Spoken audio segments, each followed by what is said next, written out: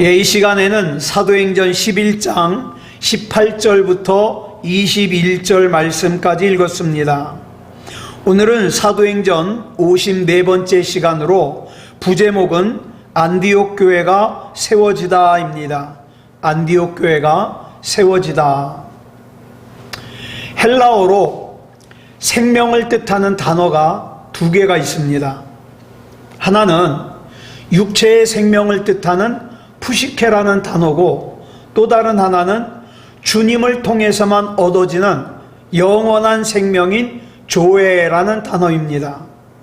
예를 들면 요한복음 12장 25절 우리 같이 읽겠습니다. 시작. 자기의 생명을 사랑하는 자는 잃어버릴 것이요 이 세상에서 자기의 생명을 미워하는 자는 영생하도록 보전하리라.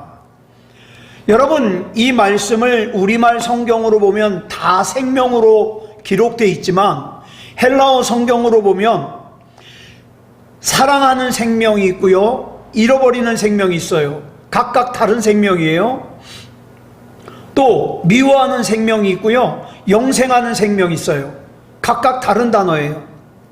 자, 여기서 자기의 생명을 사랑하는 자 할 때 이 사랑하는 생명이 뭐냐면 육체의 생명이에요. 푸시케. 그리고 잃어버린 생명은 영생하는 생명인 조회예요.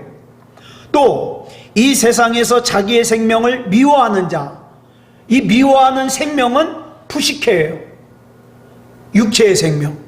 그리고 영생하는 생명은 조회예요. 그래서 사도 바울이 사도행전 20장 24절에서 이런 고백을 했어요. 시작. 내가 달려갈 길과 주 예수께 받은 사명 곧 하나님의 은혜의 복음을 증언하는 일을 마치려 하면은 나의 생명조차 조금도 귀한 것으로 여기지 아니하노라.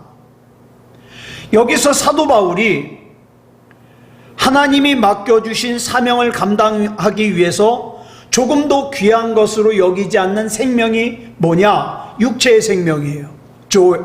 푸시케. 또 사도 바울이 고린도후서 4장 16절에서 이런 고백을 합니다. 시작. 그러므로 우리가 낙심하지 아니하노니 우리의 겉사람은 낡아지나 우리의 속사람은 날로 새로워지도다. 사도 바울은 자기의 몸이 늙고 병들고 약해지는 것에 대해서 전혀 낙심하지 않았어요. 그 자기 육체의 생명인 푸시케가 하루하루 소멸해가는 것과 반비례해서 자기의 심령 속에 주님의 십자가로 말미암아 흘러내리는 영원한 생명인 조회는 어때요? 날로 더 충만해져 가니까. 그렇다면 우리가 예수 그리스도 안에 있는 영원한 생명인 조회를 어떻게 얻을 수 있을까? 우리는 그 답을 오늘 본문에서 찾을 수 있거든요. 우리는 지난주에 베드로가 가이사랴에서 살고 있던 고넬료 일행에게 복음을 전하고 세례까지 베풀었다는 이유로 할례자라고 불리는 이른바 유대인 그리스도인들에게 혹독한 비난을 들었어요. 그래서 베드로는 자기를 비난하는 그 할례파 유대인 그리스도인들에게 성령님께서 가이사랴의 이방인인 고넬료 일행을 구원하시기 위해서 무슨 일을 하셨는지를 그 자초지정을 갖다가 처음부터 차례대로 쭉 설명을 해줬습니다.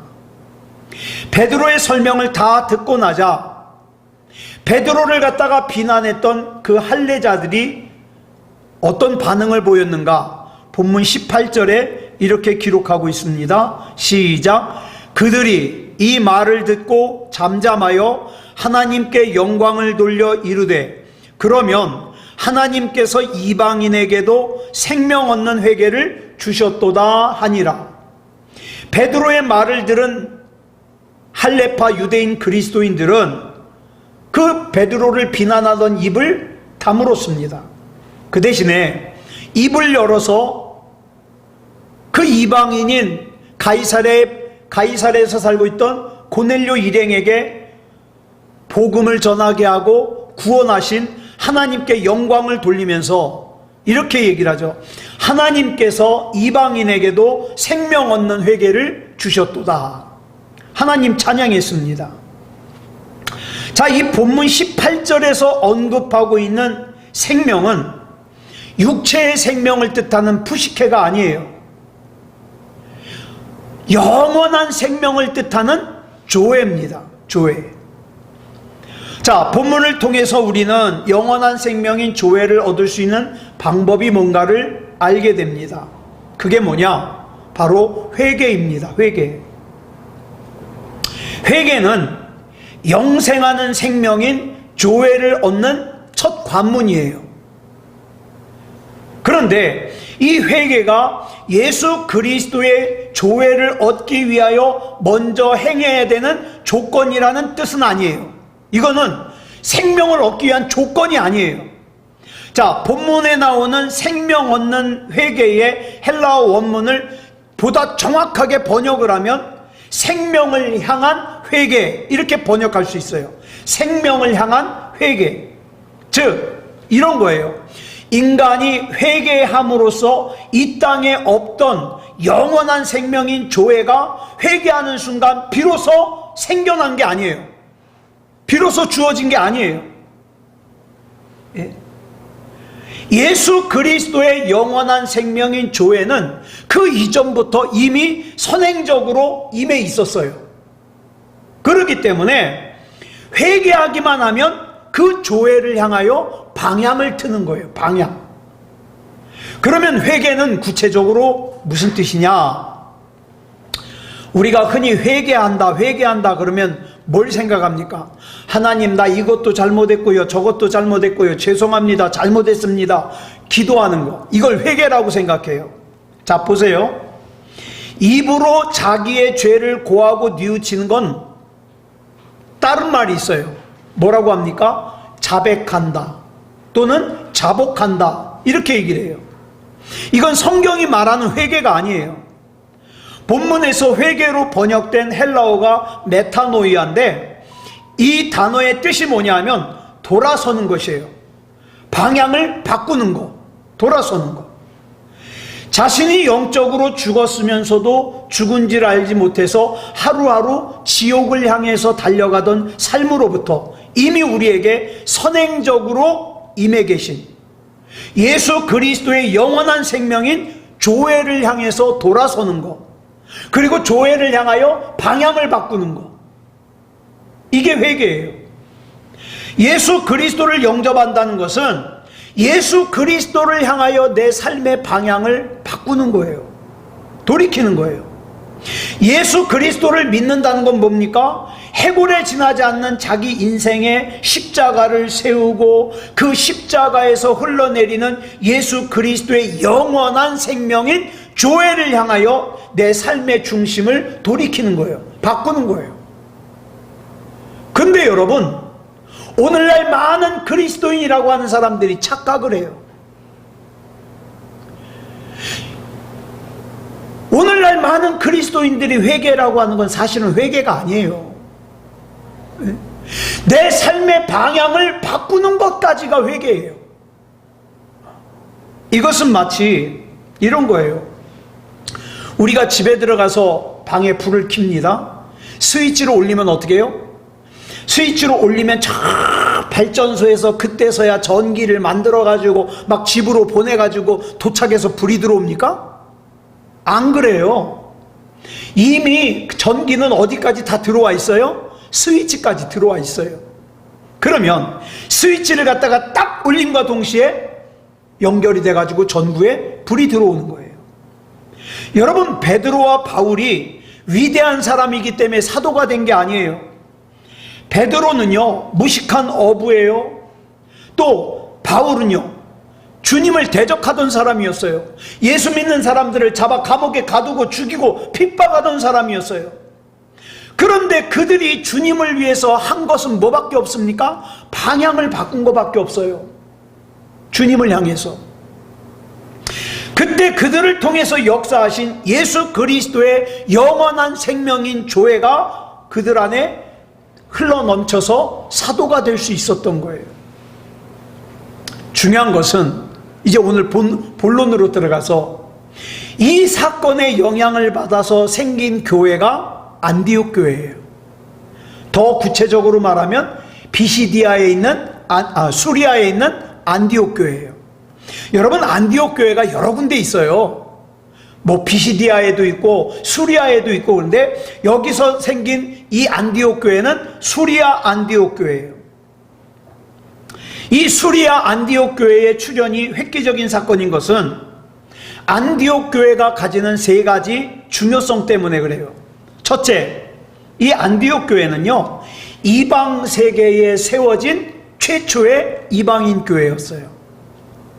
그 다음에 둘째로, 안디옥 교회는요, 세계 선교의 선두주자인 사도 바울을 배출한 교회였어요. 자, 본문 25절로 26절 보겠습니다. 시작. 바나바가 사울을 찾으러 다소에 가서 만남에 안디옥에 데리고 와서 둘이 교회에 1년간 모여 있어 큰 무리를 가르쳤고. 자, 안디옥에 출현한 이 이방인 교회를 위해서 예루살렘 교회가 파송한 바나바는 그때까지 핍박을 피해가지고 그러니까 바울의 집이죠, 길리기아 다소에서 집거 중이었던 이 사울을 갖다가 청해요. 그리고 안디옥 교회로 같이 데리고 가서 같이 목회를 합니다.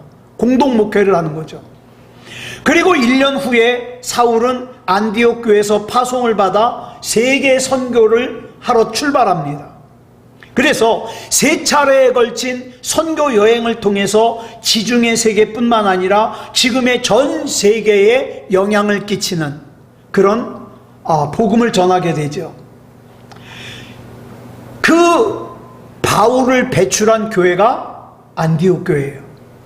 그 다음 이 안디옥 교회의 세 번째 중요성은 본문 26절 하반절에 나와요. 시작. 제자들이 안디옥에서 비로소 그리스도인이라 일컬음을 받게 되었더라. 여러분, 요즘에 많은 사람들은 자기가 이 그리스도인이라고 하는 이 이름의 중요성, 이 가치를 잘 몰라요. 그래서 자기 마음대로 살면서 자기 그리스도인이래요. 예.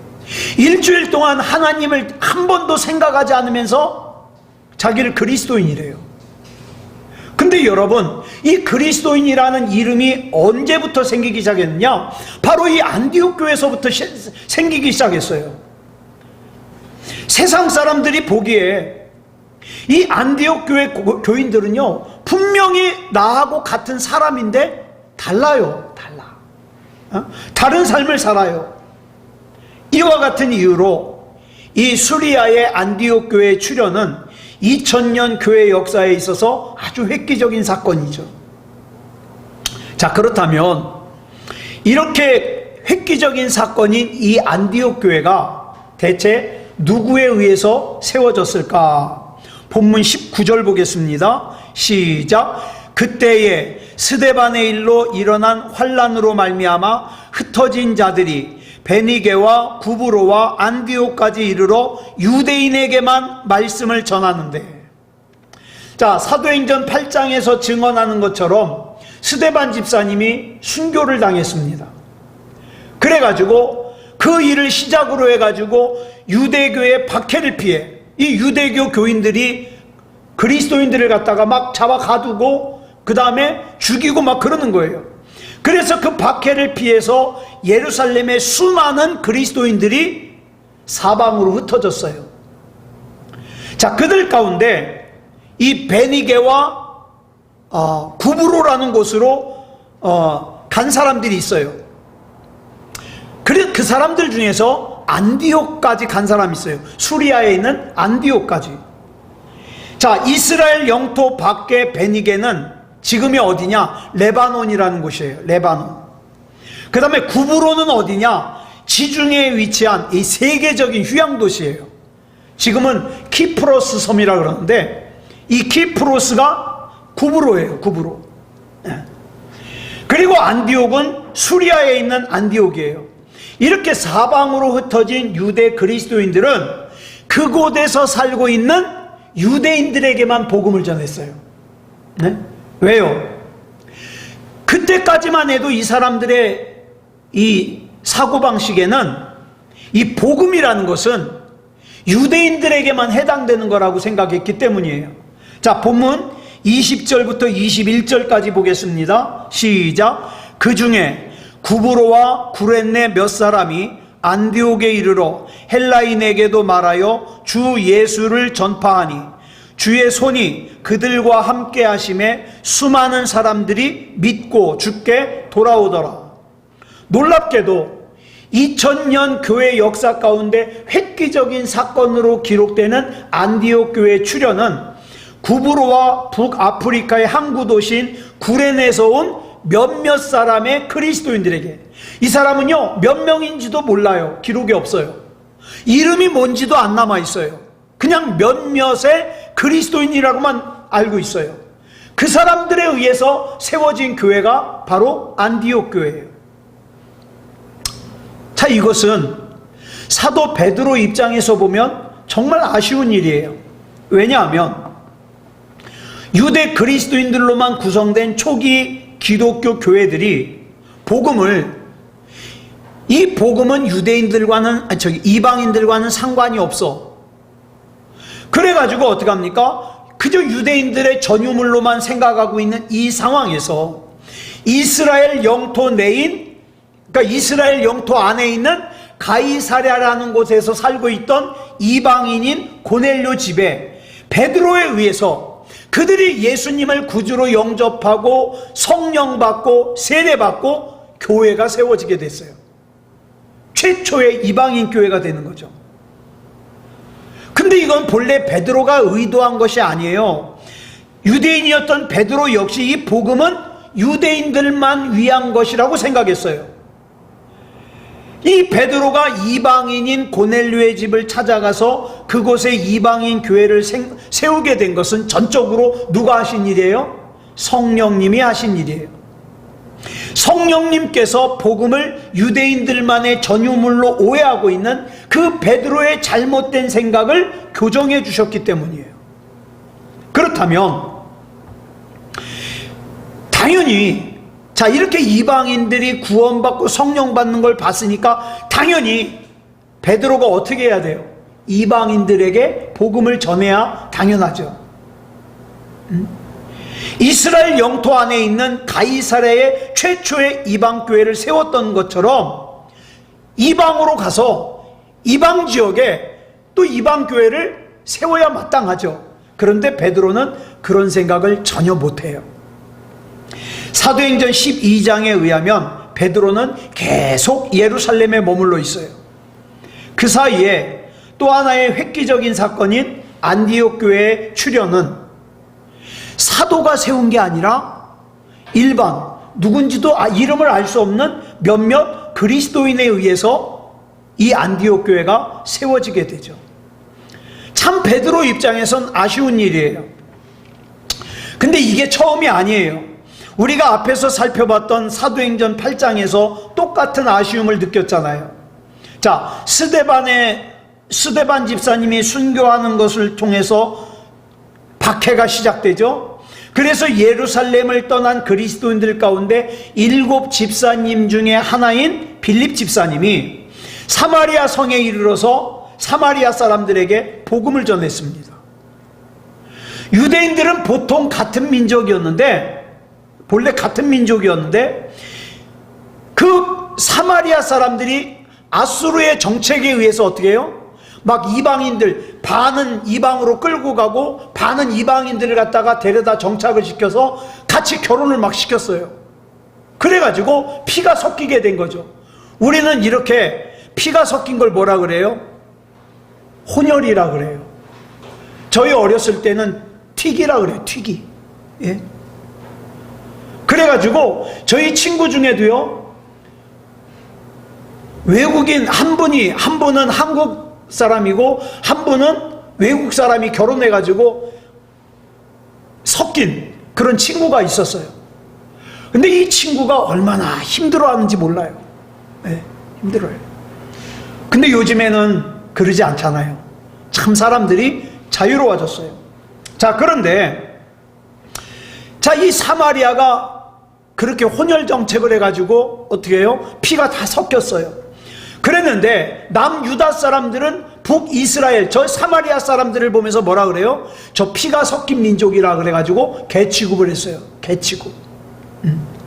그래서 인간으로 취급을 하지 않으니까 그들도 역시 이방인과 마찬가지로 복음과 상관이 없다고 생각했어요. 복음을 아무도 전하질 않아요. 그런데 그 짐승 취급을 받던 사마리아 사람들이 빌립 집사님에 의해서 복음을 듣게 되죠. 이 사마리아의 복음이 전파된 것 역시 2000년 교회 역사에 있어서 굉장히 중요한 큰 획을 긋는 사건이에요. 이 소문을 들은 예루살렘 교회가 진상을 파악하기 위해서 사마리아 현장에 사도를 둘을 파송을 해요. 그게 누구냐? 베드로, 요한이에요. 가서 보니까 자기의 두 눈으로 그동안 자기가 짐승처럼 생각했던 사마리아 사람들이 예수님을 구주로 영접했어요. 그리고 나서 그가 사마리아 사람들의 머리에다가 손을 얹고 기도를 해줬더니 성령이 임했어요. 그때 깜짝 놀랐어요. 사마리아 사람들도 은혜를 받는구나. 사마리아 사람들도 성령을 받는구나. 깜짝 놀랐어요. 그 사마리아 사람들은 의심할 여지 없이 우리 주님 안에서 구원받은 그리스도인들이죠. 그렇다면 베드로는 누구보다도 앞장서서, 왜? 자기가 기도할 때 성령 받았잖아요. 사마리아 사람이. 또 자기가 기도할 때 이방인인 고넬료 일행이 성령 받았잖아요. 그러면 누구보다도 이 성령은 우리 유대인들에게만 해당되는 게 아니라 이방인들에게도, 사마리아 사람에게도 해당되는 거다. 얼른 가서 그 사람들에게도, 이방인에게도, 사마리아인에게도 복음을 전해라. 이렇게 해야 당연한 거죠. 그런데 베드로는 다시 예루살렘으로 돌아가서 그걸로 끝이에요. 이스라엘을 벗어날 엄두를 내질 못해요. 이게 성경을 읽다 보면 느끼는 베드로의 한계죠. 자, 사도행전 6장에서 이미 말씀드린 것처럼 유대인들은 크게 헬라파 유대인과 히브리파 유대인으로 나누어져 있어요. 헬라파 유대인들은 외국에 가서 살다가 들어온 사람들이에요. 자, 그런데 이 당시 헬라파 유대인들이 이방 나라에 가서 살 때에 공용어가 뭐냐? 헬라어예요. 헬라어. 이 헬라어만 하면 어딜 가도 언어가 통해요. 반면에 히브리파 유대인은 조상 대대로 이스라엘에서만 살았어요. 그 다음에 히브리어를 모국어로 사용했어요. 그리고 이 머릿속에 생각하기를 복음은 유대인만을 위한 것이다. 이게 뿌리 깊게 자리 잡고 있어요. 그래서 이방 세계로 뛰어드는 첫 번째 사도가 베드로에게 두 번이나 있었음에도 불구하고 그는 예수님께서 말씀하신 땅끝이 이방 세계의 이방인까지 포함한다는 사실을 깨닫질 못해요. 그래서 두 번 다 기회를 놓치고 말아요. 그래서 결국 그는 땅끝까지 이르러 내 증인이 되리라는 주님의 마지막 명령을 공개적이면서도 공식적으로 교회가 수행할 수 있게끔 물꼬를 트긴 했지만 자기 자신이 이스라엘을 넘어 이방 세계에 이방인 교회를 세우는 첫 번째 증인이 되지 못해요. 그 역할을 감당한 사람이 누구냐? 아까 말씀드린 안디옥 교회를 세운 구브로와 구레네에서 온 몇몇의 교인들이에요. 그건 누구보다도 먼저 이방 세계로 뛰어들 수 있는 기회를 두 번씩이나 무산시켜버린 사도 베드로에게는 큰 수치요 모욕이요 참 아까운 일이죠. 여러분, 저와 여러분이 살고 있는 이 세상은 최고 아니면 안 알아줘요. 최고만을 지향하고 최고만이 가치를 가지고, 올림픽을 나가도 금메달을 따면은 박수를 쳐줘. 요즘엔 많이 바뀌었죠. 예전에는 더 심했잖아요. 금메달을 따야만 박수를 쳐줘요. 은메달은 땄는지 안 땄는지도 몰라요. 동메달은 더 말할 것도 없어요. 금메달만 기억해요. 예. 그렇게 본다면 이방 세계의 최초의 이방인 교회가 몇몇 교인들에 의해서 세워졌다는 것은 그 기회를 2번이나 하나님께서 주셨음에도 불구하고 주저앉아 버린 베드로에게 얼마나 아까운 기회겠어요. 그러나 중요한 것은 세상 사람들의 판단이 아니라 하나님의 판단이에요. 이 베드로에 대해서 주님께서 뭐라고 판단하시는가? 자, 본문 19절 보겠습니다. 시작. 그때에 스데반의 일로 일어난 환란으로 말미암아 흩어진 자들이 베니게와 구브로와 안디옥까지 이르러 유대인에게만 말씀을 전하는데, 여기서 그때라는 단어는 이 단어 이전의 내용과 이후의 내용이 동시에 같이 일어난다는 뜻이에요. 즉 가이사랴의 이방인인 고넬료에게 복음을 전한 베드로가 예루살렘으로 와가지고 자기를 비난하는 할레파 유대인 그리스도인들에게 자기가 왜 그 일을 해야만 했는지 자초지정을 설명하던 그 시점에 안디옥 교회가 세워졌다 이 말이에요. 이 뜻이에요. 그러면 그때라는 이 단어를 사이에 두고 이전 사건과 이후 사건이 동시에 일어났기 때문에 어쩌면 그러면 두 개는 관계가 없지 않느냐. 즉 베드로가 예루살렘 교회에서 할레파 유대인 그리스도인들에게 자초지정을 얘기하는 것과 안디옥 교회가 세워진 것과는 아무런 상관이 없지 않느냐, 이렇게 생각할 것 같아요. 그런데 그렇지 않아요. 헬라어 원문 성경에 보니까 맨운이라는 단어가 나오는데 이게 뭐냐면 확실이라는 뜻을 가진 맨과 그러므로 또는 결과적으로 이 뜻을 가진 운이 합쳐진 단어예요. 그러니까 정확하게 말하면 그때라는 이 번역 대신에 뭐라고 넣어야 되냐면 확신하건대 그러므로예요.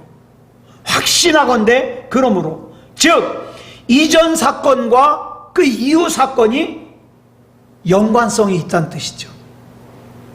다시 말해서 베드로가 이스라엘 영토 내에 있는 가이사랴의 이방인인 고넬료의 집에 최초로 이방인 교회를 세웠기 때문에 그 영향으로 이스라엘 영토 밖에 있는 수리아라는 곳에 있는 안디옥 교회의 최초의 이방인 교회가 세워질 수 있었다.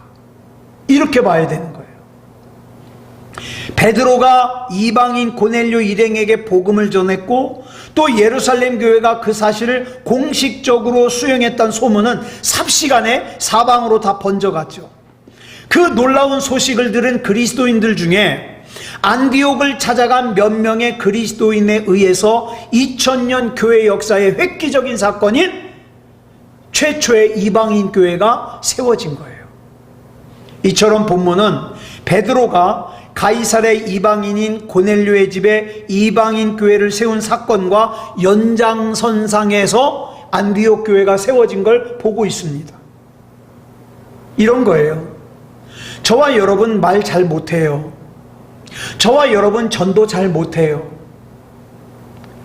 전도 좀 하려 그러면은 무슨 말을 해야 될지 답답해요. 저 영혼이 참 불쌍한데 뭐라고 얘기를 시작해야 될지를 모르겠어요.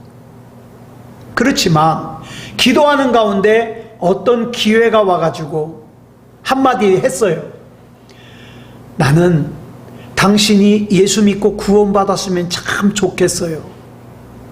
근데 이 말 한마디를 하고서 굉장히 민망한 상황이 됐어요. 그래서 속으로 그렇게 생각하죠. 아이 괜히 얘기했네. 아이 본전도 못 찾을 걸 괜히 얘기했네. 그런데 여러분 괜히 얘기한 게 아니에요. 그 얘기한 것이 언젠가는 연장선상에서 그 사람이 예수 믿고 구원받는 일에 사용된다 이 말이죠. 여러분 하나님은 절대 헛것이 없어요. 그러니까 저와 여러분이 기도하는 한마디, 저와 여러분이 말하는 한마디 다 영향이 있다 이 말이에요. 그러니까 우리는 자꾸 그런 욕심을 가지는 거예요. 예수 안 믿는 이 사람에게 내가 한마디 딱 했을 때, 나한테 그 얘기를 잘해줬어요. 나 이제부터 예수님 구주로 믿고 나 이제는 신앙생활 잘할 거예요. 이렇게 반응하기만 바라니까 못하는 거예요. 아니요. 여러분, 고구마 전도법이라는 책이 있어요. 이 책의 내용이 뭐냐면 간단해요. 여러분, 고구마 찔 때 어떻게 합니까? 자꾸 젓가락으로 찔러봐요. 그죠? 그러면 이 젓가락으로 찔렀을 때 젓가락으로 그 찔린 부분으로 어떻게 해요? 열기가 들어가서 고구마가 더 잘 익어요. 그러니까 내가 그 사랑하는 사람들을 위해서 기도함으로써 어떻게 해요? 젓가락으로 한번 찔러보는 거예요. 또 우연한 기회가 왔을 때 우리 예수 믿고 구원받자고 한마디 함으로써 어떻게 해요? 또 젓가락으로 한번 찔러보는 거예요. 그러면 그 사람이 예수 믿고 구원받을 수 있는 시간이 앞당겨지겠죠. 앞당겨지겠죠. 그래 하나님께서는 이 베드로가 한 일이, 네가 한 일은 수리아 안디옥 교회가 세워지는 일과 아무 상관없어, 그렇게 보시는 것이 아니라 네가 여기에 이 이방인들에게 세례를 주고 그 다음에 이방인들이 성령 받은 이 사건이 영향을 끼쳐서 수리아의 안디옥 교회가 세워졌다. 하나님은 이렇게 보시는 거예요. 예. 여러분, 주님께서는 베드로가 이방 세계에 뛰어들 수 있는, 이방 세계에 복음을 전할 수 있는 그 기회가 2번이나 있었음에도 불구하고 무산시켰다 그래서, 야, 너는 기회를 2번이나 줬는데도 그걸 못 살리냐? 그러면서 베드로를 윽박지르고 그 다음에 책망하고 부정하고 비난하시지 않았어요. 주님께서 말씀하신 땅끝을 베드로가 이방인과 연관을 짓지 못해가지고 그저 그 나중까지 생각하기를 이 복음은 유대인만을 위한 거야, 이렇게 생각했다 하더라도 하나님께서는 베드로가 했던 일들을 이방인 복음화에 사용하셨다 이 말입니다. 예. 우리는 여기서 우리 주님께서 원하시는 사람은 최고가 되려는 사람이 아니라 최선을 다하는 사람이라는 걸 우리가 알아야 돼요. 여러분, 내가 하나님의 영광을 위해서 뭘 할 수 있을까요? 난 최고는 할 수 없어요. 왜? 내 능력이 최고가 아닌걸? 근데 뭔 할 수 있어요? 최선을 다할 수 있어요. 최선. 하나님, 내가 할 수 있는 한에서는 최선을 다하겠습니다. 네. 사람들은 자꾸 최고가 되려고 그래요. 근데 문제가 가만히 보면 최고가 되려고 하는 데서부터 생겨요. 내가 최고가 되려고 다른 사람을 짓밟아요. 내가 최고가 되려고 세상과 타협하고 죄를 져요. 내가 최고가 되려고 나보다 못한 사람을 업신여겨요. 자, 근데 보세요. 그런 사람은 최고가 된다 할지라도 하나님 앞에 쓰임 못 받아요. 세상적인 관점에서 최고를 추구한다는 건 무슨 뜻입니까? 욕망덩어리예요. 욕망덩어리. 주님께서는요, 언제나 주어진 상황 속에서 최선을 다하는 사람을 하나님의 도구로 쓰십니다. 사람들은 날 몰라줘도 하나님, 내가 지금 최선을 다해서 하나님 앞에 기도하고 내가 지금 최선을 다해서 믿음의 발걸음을 내딛고 내가 지금 최선을 다하여 하나님의 뜻대로 살려고 몸부림치고 있습니다. 하나님, 나는 하나님 겁니다. 이걸 하나님은 귀하게 보셔요. 어떤 상황 속에서든 최선을 다하는 것은 그 자체가 뭐예요? 믿음이에요. 믿음. 그런 사람이 주님이 역사하시는 통로로 쓰임받을 수 있다는 겁니다. 자, 보세요. 안디옥 교회를 세운 사람들. 뭐 베드로는 그렇다고 치고 안디옥 교회를 세운 사람들은 누군지 이름도 안 나와요. 성경에. 몇 명인지도 몰라요. 정확하게. 그저 스데반이 순교하는 이 사건 때문에 유대교의 압박, 그 박해를 피해가지고 예루살렘을 떠난 유대 그리스도인들 가운데 예루살렘에서 북쪽으로 무려 480km나 떨어져 있는 수리아 안디옥까지 먼저 도착한 사람들이 있었어요. 유대인 중에. 자, 그런데 보세요. 이 사람들은 먼저 도착했지만 여기 보니까 뭐라 그랬어요? 먼저 도착한 사람들이 누구에게만 복음을 전했어요? 유대인에게만 복음을 전했어요. 이 사람들은 들어서 알고 있어요. 예. 사마리아 사람들도 예수 믿고 구원받고 성령 받았다더라. 그 다음에 이방인인 로마 사람 고넬료 일행도 세례받고 성령 받았다더라. 알고 있어요. 그래서 이제 이방인도 예수님을 구주로 영접하면 구원받고 성령 받아. 알고 있어요. 그런데 선뜻 이방인들에게 복음을 못 전해요. 왜? 베드로 같은 사람도 이방인에게 복음을 전했다고, 세례를 줬다고 어떻게 해요? 예루살렘 교회에 끌려가가지고 비방을 들었잖아요. 비난을 들었잖아요.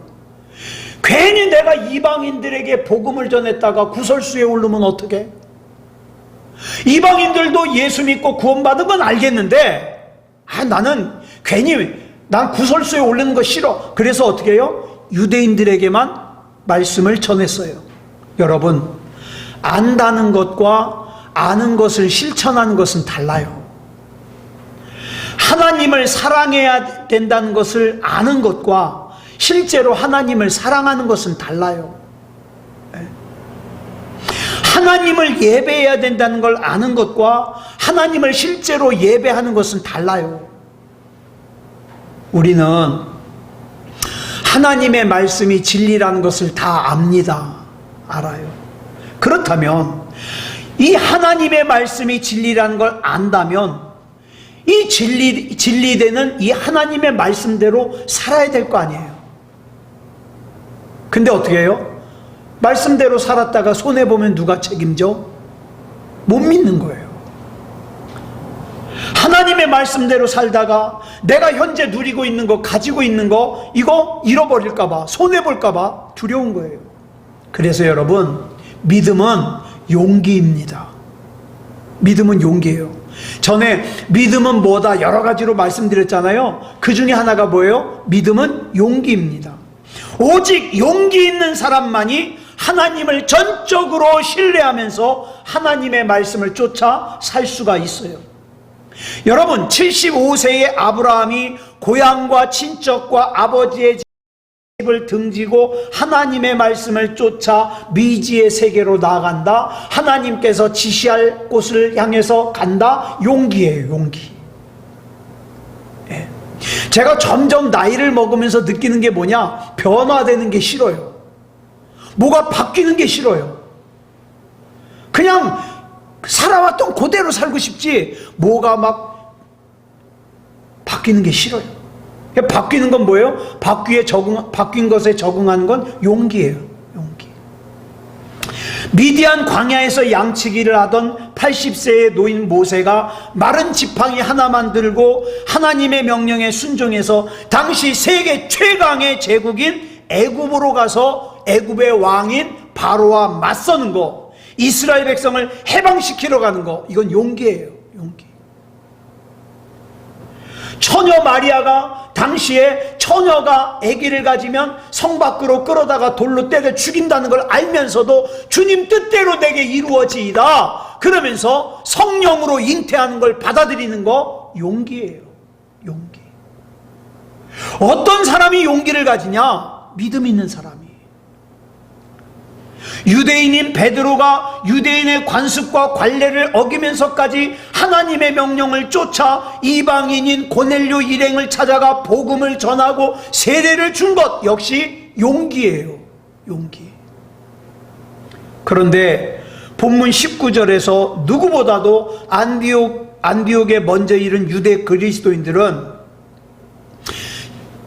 이방인에게도 복음이 전파됐다는 건 알긴 알지만 차마 복음을 전할 용기가 없었어요. 용기가. 그래서 유대인들에게만 복음을 전했습니다. 자, 본문 20절 보겠습니다. 시작. 그 중에 구브로와 구레네 몇 사람이 안디옥에 이르러 헬라인에게도 말하여 주 예수를 전파하니, 그러다가 마침내 수리아 안디옥 교회에 용기 있는 그리스도인들이 도착했어요.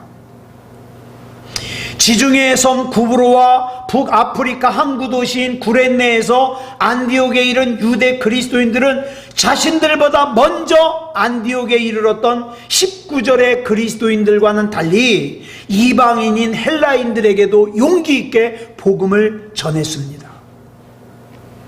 그런데 여기서 중요한 거, 그 복음을 전한 사람들의 이름이 없다. 2000년 전 교회사에서 2000년의 이 교회사에서 아주 중요한 안디옥 교회를 세운 사람들의 이름이 누군지 모른다. 누구만 아실까요? 하나님만 아세요. 우리도 마찬가지예요. 내가 뭐 이순식 집사님을 위해서 기도하는 거, 곽경희 권사님을 위해서 기도하는 거, 내가 이렇게 기도하는 거 누가 알까? 모르면 어때요? 하나님이 하시는데 기도하는 거예요. 하나님, 우리 집사님들이, 우리 권사님들이 힘을 얻게 하시고 시험에 들지 말게 하시고 예수 그리스도 이름으로 넉넉히 이기게 해 주시옵소서. 하나님이 기억하시는데, 하나님이 그 중요한 안디옥 교회를 세운 사람들의 이름은 말할 것도 없고 그들이 몇 사람인지도 몰라요. 그렇다면 이들이야말로 진짜 복받은 사람들이에요. 이들이 왜 복받은 사람들인가? 다음 주에 살펴보겠습니다. 기도하겠습니다. 사랑의 아버지 하나님, 감사합니다. 오늘 사도행전 11장에 나오는 안디옥 교회가 세워진 이야기를 나누었습니다. 우리는 신앙생활하면서 내가 신앙생활하는 것이 기준이라고 생각합니다. 내가 신앙생활하는 것보다 더하면 과한 거고 못하면 부족한 것이라고 생각합니다. 그러나 주님, 이제는 기준이 내가 되지 말게 하시고 하나님의 말씀이 되게 해 주시옵소서. 이 기준이 내가 되는 것 때문에 수많은 그리스도인들이 이방인들에게 복음을 전하지 못했습니다. 그들의 기준에는 이방인들은 복음과 상관이 없다고 생각했기 때문에 오늘 역시 나도 내 사랑하는 사람들이 아직도 예수님을 구주로 영접하지 못했는데 내가 기준이 되어서 아무것도 하지 않고 있다면 오늘 본문 19절에 나오는 안디옥까지 갔음에도 불구하고 유대인에게만 복음을 전한 그리스도인들과 똑같습니다. 그러나 이제는 용기 있는 그리스도인이 되게 해주셔서 사랑하는 사람들의 구원을 위해서 기도도 하고 또 하나님이 기회를 주셨을 때 복음도 전하고 권면할 수 있는 그런 우리가 되게 해 주시옵소서.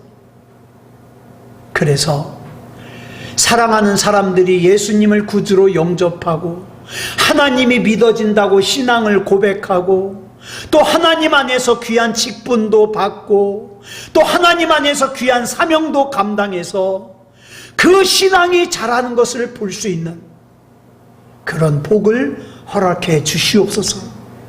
사랑의 아버지 하나님, 이 밤에 기도할 때에 물론 우리가 기도할 기도 제목 가지고 나왔습니다. 그러나 기도하는 가운데 하나님께서 내게 기도할 것을 깨닫게 하여 주셔서 하나님의 인도하심을 받아 기도하는 귀한 시간이 되게 해 주시옵소서. 모든 것을 우리 주님 앞에 맡겨드리오며 그리스도 예수님의 이름으로 간절히 기도드렸사옵나이다. 아멘.